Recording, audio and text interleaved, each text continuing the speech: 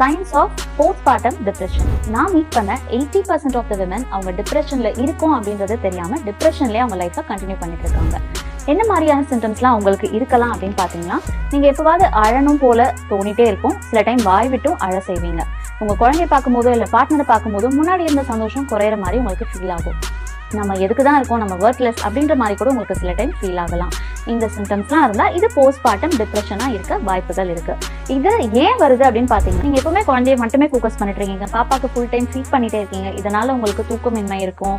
And சில time உங்களால் ரெகுலராக குளிக்க முடியாது, சரியா சாப்பிட முடியாது, நீங்கள் நினைச்சதை பண்ண முடியாது. அண்ட் பாடியில் நிறைய சேஞ்சஸ் இருக்கும். இந்த மாதிரியான நிறைய மாற்றங்கள் இருக்கனால உங்களுக்கு இந்த சைன்ஸ் அண்ட் சிம்டம்ஸ் டெவலப் ஆகுது. இதுல இருந்து நீங்கள் நிச்சயமாக 100% ஓவர் கம் பண்ணி வெளியே வரலாம்.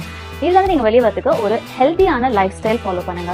உங்களுக்கு பிடிச்ச ஏதாவது ஒரு ஆக்டிவிட்டியை 30 மினிட்ஸ் ஃபாலோ பண்ண ட்ரை பண்ணுங்க. இல்லைனா உங்களுக்கு ரொம்ப க்ளோஸான பர்சன் கிட்ட வாய் விட்டு இதெல்லாம் ஓப்பன் அப் பண்ணி பேச ஆரம்பிங்க. இந்த சிம்டம்ஸ்லாம் எனக்கு இருக்கு, பட் எனக்கு